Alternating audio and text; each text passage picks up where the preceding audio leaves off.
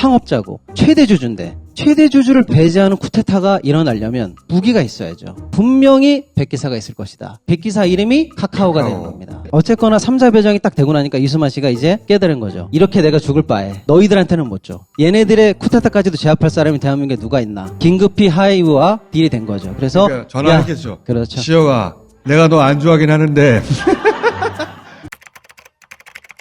두 분을 모시겠습니다. 안녕하세요. 자, 우리 박시동 평론가는 처음 모셨는데 저는 뭔가 이렇게 준비를 안 한 것 같아요. 원래 입만 갖고 다니잖아.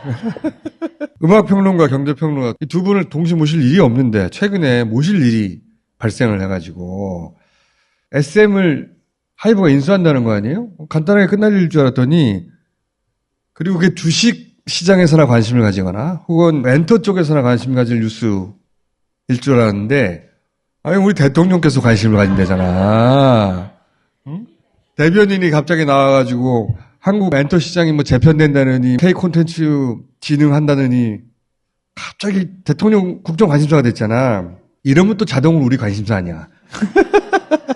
내막을 한번 파악해두고 있어야 되지 않겠어요? 네. 자, 그래서 모셨는데 일단 이 앞부분 주식시장에서나 알던 사정이 있어요. 앞부분 잠깐 제가 얘기하고 이제 우리 박시동 평론가 받아주십시오. 이수만 씨는 다 알잖아. SM 이렇게 세운 거 맞잖아. 창업자고 크리에이터고. 근데 이제 이수만 씨 때는 갔다. 응? SM을 우리가 접수해야 되겠다라고 하는 사람들이 있었나 봐.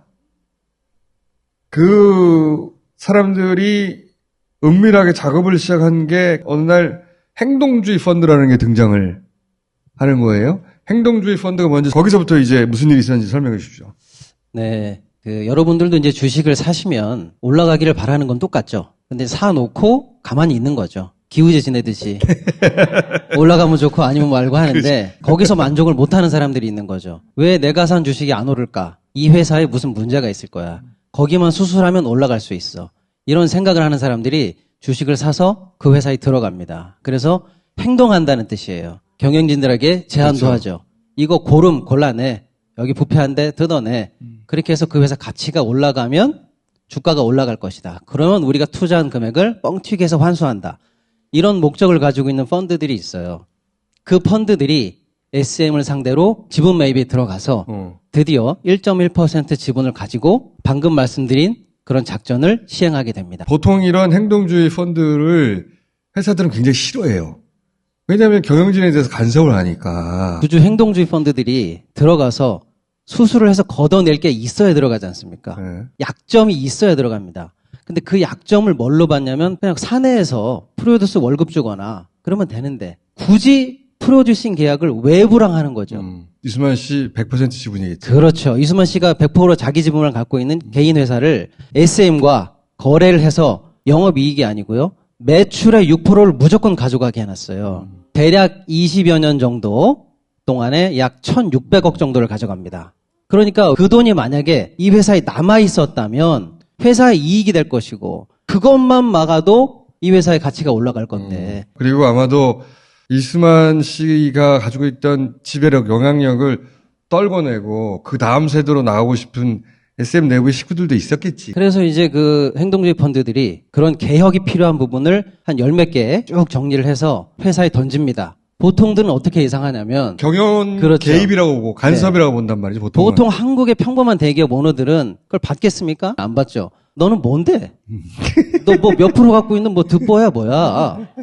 뭐 이렇게 이게 돼야 되는데 올 초에 이 개혁안이 받아들여졌다고 발표가 나옵니다. 지금 우리 나는 그때부터 이상했어. 네, 여기 계신 분들도 웅성웅성한 것처럼 SM이 이수만 씨하고 아까 그 얘기했던 그 라이크 기획과의 계약도 종료했다고? 뭐야 대단하다. SM도 대단하고 그 개혁안을 받아준 이수만 씨도 대단하네.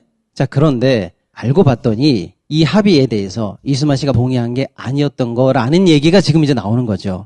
그럼 이게 뭐지? 이수만 씨를 배제한 쿠데타 아니야? 이수만이 없는 SM을 만들기 위한 쿠데타가 일어난 거 아니야? 창업자고 최대 주주인데 최대 주주를 배제하는 쿠데타가 일어나려면 무기가 있어야죠. 너 아까 누구니 그랬더니 1.1 갖고 있는데요. 이런 애하고 어떻게 이게 쿠데타가 말이 되나 싶었을 거 아닙니까? 분명히 백기사가 있을 것이다. 라고 했는데 아니나 달라 백기사가 딱 나왔다. 라고 시장이 보는 거죠. 백기사 이름이 카카오가 되는 겁니다. 그래서 이제 충격적인 거죠. 제3자 배정이라는 방식으로 디테일을 몰라도 돼요. 주식 9%를 가져가면서 만약에 여기서 카카오가 내가 SM을 먹겠어. 그러면 처음부터 짠 게 되잖아. 그러니까 우리는 협력 관계일 뿐이요. SM과. 근데 협력 관계는 MOU 한 장 써도 돼요. 9%면은 이거 몇 천억 썼어. 누가 몇 천억을 쓰고 협력 관계를 맺어요. 여기서부터 이제 카카오하고 행동주의 펀드하고 한편이었구나. 라고들 입 밖으로 말하지 않고 생각하죠. 물론 행동주의에서도 그렇고 절대 그렇지는 않다고 얘기를 했습니다. 절대 그렇지 않다고 말하고 있으나 그렇게 보여. 네, 바로 그겁니다. 네. 공식적으로는 아니야. 우리 회사 먹으려고 하는 거 아니고 전략적 파트너라고 얘기하지만 믿지를 않는 거죠. 그러니까 이수만 씨도 배신감에 치를 떨면서 그렇지. 소송에 들어간 거죠. 얘네들이 지금 전략적 제휴관계 하는 게 아니고 경영권에 침해를 일으키는 지금 나쁜 짓을 한 거예요. 회사를 홀라다 가져가려는 거구나. 처음엔 몰랐겠죠. 제3자 배정하고 나서는 이 새끼들 회사 뺏어먹으려고 하는구나. 이렇게 생각하시면 돼요. 김영대 평론가님과 제가 평론가끼리 회사 하나 만들자고 50만 원씩 회사를 만들었어요. 우린 50대 50이에요. 근데 회사가 50만 원이 더 필요해. 그럼 우리 둘이 25만 원을 또 내서 회사에 돈을 주고 여전히 50대 50을 가져가면 되는데 새로운 주식을 난데없이 총수님에게 발행하면은 총수님이 들어오죠. 회사 입장에서는 150만 원이 자본금이 생긴 건 맞아요. 근데 지분율이 어떻게 됩니까? 3대1, 3대1, 3대1이 되죠. 3분의 1로 줄어드는 거죠. 그렇죠. 이 지분 변화가 일어나면은 기존 주주 입장에서는 주주 가치가 떨어지는 거죠. 그러니까 여기 행동주의가 이해가 안 간다는 거예요. 자기 가지고 있는 지분 가치가 떨어지잖아. 이 행동주의 펀드는 제3자 배정을 반대했어야 되는 거예요. 자본의 논리만 보자면. 근데 아무 말 안 했잖아요. 아직도 아무 말은 안 하고 있습니다. 근데 어쨌거나 3자 배정이 딱 되고 나니까 이수만 씨가 이제 깨달았지. 깨달은 거죠. 쿠데타가 이런 그림이었구나. 아니 이 자식들 하면서 칼을 꺼냈을 때 내 칼이 더 크면 되는데 계산기를 두드려도 안 돼. 그렇지. 안 돼. 안 될 것 자기 같으니까. 혼자로서는 안 되는 거야. 그렇죠. 안 되니까 이렇게 내가 죽을 바에. 그렇지, 그거죠. 이렇게 타장될 바에 너희들한테는 못 줘. 약간 이런 거죠. 그렇지, 그렇지. 예, 그래서 얘네들의 쿠데타까지도 제압할 사람이 대한민국에 누가 있나. 긴급히 하이브와 딜이 된 거죠. 그래서 그러니까 전화했겠죠. 그렇죠. 시혁아, 내가 너 안 좋아하긴 하는데 내가 지금 조카한테 칼에 등맞게 생겼다 이런 전화를 했겠죠. 그래서 카카오가 3자 배정 관련해서 공시를 내고 3일 만에 이수만 씨가 긴급하게 물론 그 아까 얘기한 소송은 해놓고 긴급하게 하이브 쪽으로 자기 지분을 넘깁니다. 소송이라는 건 제3자 배정을 이거 내가 무효로 해주십시오라고 소송을 오케이 한 적이 내놓고. 없다. 네. 네. 근데 하이브는 이수만 씨의 지분을 받고 그것만 갖고 회사가 지배가 되냐? 안 되죠. 그러니까 그걸 갖고 여기는 모든 주주들에게 얘기합니다. 제가 지분을 더 매집하겠습니다. 그것도 이수만 씨한테 네. 프리미엄 준 것만큼 가격을 쳐줄게요. 네. 그러니까 보통은 그냥 주식을 이렇게 사면 되는데 그때 9만 원이었으니까. 근데 이수만 씨 거는 왜 이렇게 비싸게 쳐줬냐? 경영권 프리미엄이 있다고 생각해서 높게 쳐준 거예요. 쉽게 말하면 피를 붙여준 겁니다. 근데 경영권 프리미엄 없는 일반 주주들한테도 내가 이수만 씨한테 줬던 피만큼 얹어드릴게요. 나한테 파십시오. 파격적인 제안을 하면서 그렇죠. 지분 모집에 들어갔어요. 그래서 끝난 줄 알았지. 인수전이 끝난 줄 알았지. 그렇게 비싸게 들어가니까. 여기서 보통은 게임이 끝났어야 돼요. 그 최대 주주도 이쪽으로 넘겼고 이제 하이브가 돈으로 막 사겠다고 하니까 주주들도 많이 팔겠지? 게임 끝났네. 했어야 되는데 그때서부터 주식이 더 오르고 신문과 난리가 나죠. 거기서 왜냐? 하이브가 새로운 공룡으로 들어왔는데 겉절이들 다 빼고 나니까 하이브와 카카오 공룡만 딱 남는 거죠.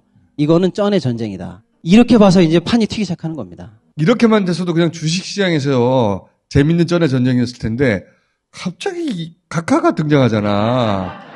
갑자기 윤석열 대통령이 보고를 받는다느니 막 K 컨텐츠가 아니 왜 대통령 지금 무역 수지도 지금 끝장인데 왜 여기다가 관심을 가지나? 갑자기 또 카카오 의장하고 대통령 부인하고 찍은 사진도 막 생각이 나는 거고 갑자기 박근혜 때 CJ를 최준실 괴롭힌 것도 막 생각이 나고 그런 과거가 있잖아요. 권력들이 엔터 관련해가지고 관심을 보이고 자기가 개입하고 영향을 주려고 하고 그런 적이 과거에 분명히 있었단 말이에요. 특히 보수 정권 때. 또 그런 비슷한 일이 일어나려고 하는 건가? 그 총수님의 그 통찰력에 제가 감동을 한 게 꿀잼 각인데 여러 고비는 있을 거예요. 하이브가 여러분 주식 저한테 파십시오. 그게 성공하면 그냥 하이브가 한 40% 갖게 되기 때문에 게임이 끝나요. 근데 그럴지 안 끝날지 좀 봐야 돼요. 그리고 카카오가 가지고 간 그 주식도 법원에서 괜찮아라고 할지 야 잠깐 멈춰라고 할지 고비가 남아 있어요. 그런데 그래도 전쟁이 안 끝나면 진짜 최종전은 언제 나오냐면 한 달쯤 있다가 벌어지는 SM의 주주총회입니다. 이번에 이사진이 싹 바뀝니다. 주주총회에서. 이쪽 연합, 행동주의, 현경영진, 카카오 쪽이 낸 이사진 명단이 있고 하이브와 이수만 쪽에서 낸 이사진 명단이 있어요. 여기를 놓고 주주총회에서 표결이 들어갑니다. 그렇죠. 이때 잡는 사람이 진짜 회사를 잡는 거예요. 그렇죠. 근데 마지막 키는 국민연금에 있습니다. 국민연금이 8.96%를 가지고 있어요. 주총이 진짜 승부가 걸리면 국민연금이 어떻게 할까? 공단 이사장한테 여기 대통령실입니다. 시나리오를 너무 쓰시는 거 아니에요? 그래서 예. 사실은 저기 부속실인데요. 저는 아무 말도 안 했습니다. 카카오도 이걸 인수하려면 한 1조 이상 베팅해야 되고 하이브도 이미 발표한 것만 해도 1조 이상 베팅이 돼 있는 이 엄청난 쩐의 전쟁이고 그렇죠. K-팝 전 지구를 호령하는 K-팝의 제왕이 바뀌는 엄청난 상황이고 수많은 팬들이 보고 있는 이때 향배가 마지막에 혹시 국민연금의 표 때문에 왔다리 갔다리 하는 상황이 벌어지면 연금의 표의 방향이 어디로 갈까가 너무 궁금해하던 차에 그 차에 갑자기 대통령실에서 K-컨텐츠 수출 관련한 업계 의견을 듣겠다는 게 너무 델리케이트하지 않냐라는 게 총수님의 통찰이죠. 예.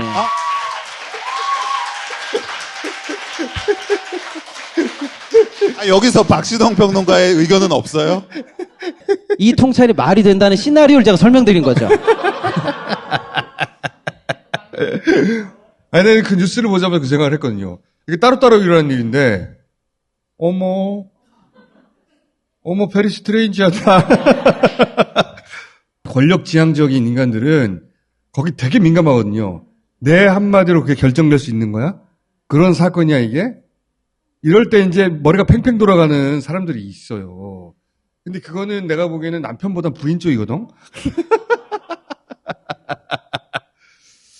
자, 그래서 우리가 좀 지켜봐야 돼, 이거.